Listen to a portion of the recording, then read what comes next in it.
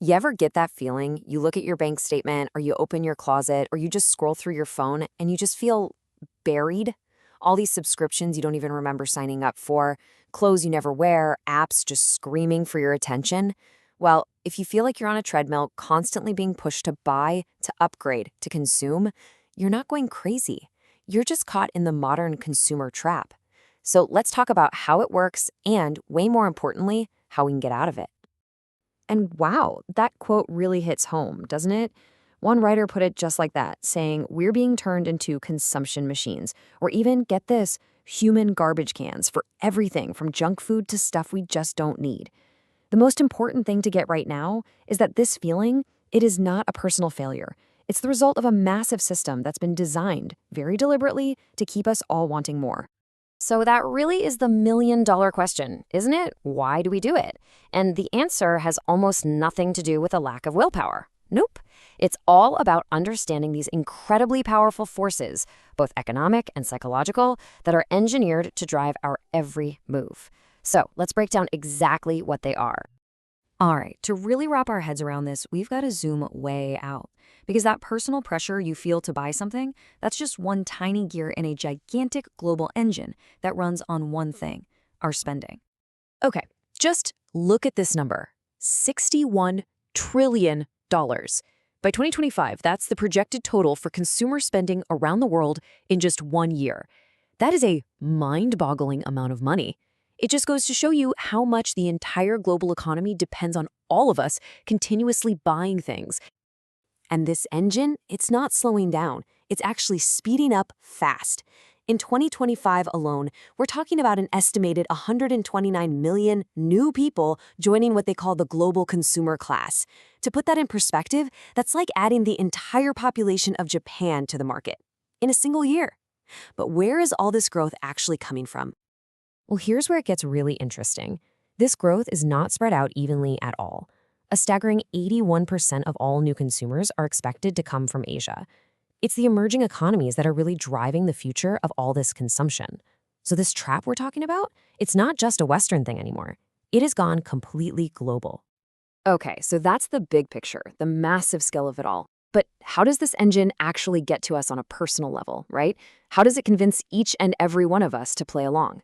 Well, the answer is in our own psychology and how our brains are systematically and very cleverly targeted.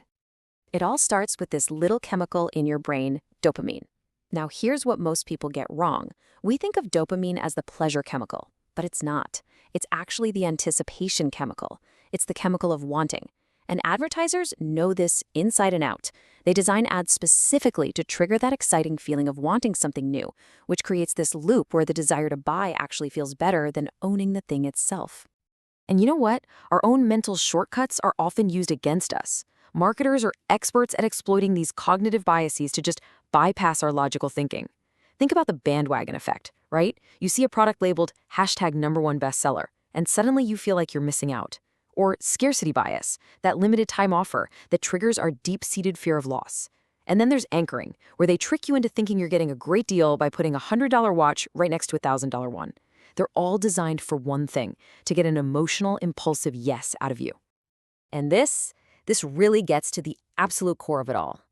Modern advertising, it very rarely sells you a product's features. It sells you a better version of yourself, right? It connects a car to the feeling of freedom, or a face cream to confidence, or a fancy watch to status. They create a need that you didn't even know you had, and then they position their product as the one and only solution.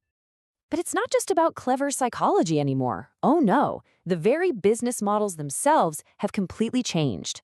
The whole game has shifted from trying to sell you something once to trying to keep you paying forever. And that has created a whole new kind of trap. Just look at this shift right here. We've gone from a pretty simple one-time sale to a new model that's all about lock-in and extraction. All those subscriptions, all those easy payment plans, they are not just about convenience. They are specifically designed to create a permanent dependency and to turn you into a predictable monthly source of revenue for them. And that leads us to this pretty brutal conclusion. In this new economic model, you're not really seen as a person or a valued customer. You are an asset, a predictable annuity stream. And that fundamental change in perspective is what fuels the whole subscription and debt cycle that so many of us feel stuck in. Okay, so how do we fight back? How do we break free from all this? I know it can feel pretty overwhelming, but here's the good news. Just being aware of all this is the first most powerful step. There are clear, practical things we can all do to reclaim our power to choose. So let's get right into them. Here it is. This is your new toolkit. Before you make any non-essential purchase, the goal is simple. Create a decision gap. Just a little pause between that impulse and the action. Asking yourself these 5 simple questions forces your brain to switch from that emotional, impulsive mode into your logical thinking mode. And trust me, it is incredibly effective at stopping that unnecessary spending right in its tracks. And here are some more concrete tactics you can use to build up your defenses. That 30-day rule is so powerful because, honestly, most of those impulses just fade away if you give them time. Unsubscribing from all those marketing emails, that cuts off temptation right at the source. And doing a regular subscription audit, that's just good financial hygiene. You will be shocked at what you find. Every single one of these small actions helps you take back control from the traps we've been talking about. Now look, taking these individual actions is huge. It really is. But it's also important to see the bigger picture here. Truly solving this problem for everyone also requires bigger societal shifts, like much better financial education in schools, and real systemic reforms, like right-to-repair laws that stop companies from forcing you to buy a new phone when your old one could be easily fixed. At the end of the day, this is not about deprivation. It's not about living with less or having nothing. It's about a really profound shift in your focus. The real goal is to take all that time, all that energy, and all that money you save from mindless consumption and point it toward things that actually make you feel fulfilled. Creating things, learning new skills, connecting with people, and having meaningful experiences. So I'll just leave you with this one final thought to chew on. The consumer trap. The whole system. It wants you to measure your life by what you own, by what you buy. But breaking free means you get to choose a different way to measure. It's about deciding for yourself what a truly rich life actually looks like. So, what will you choose?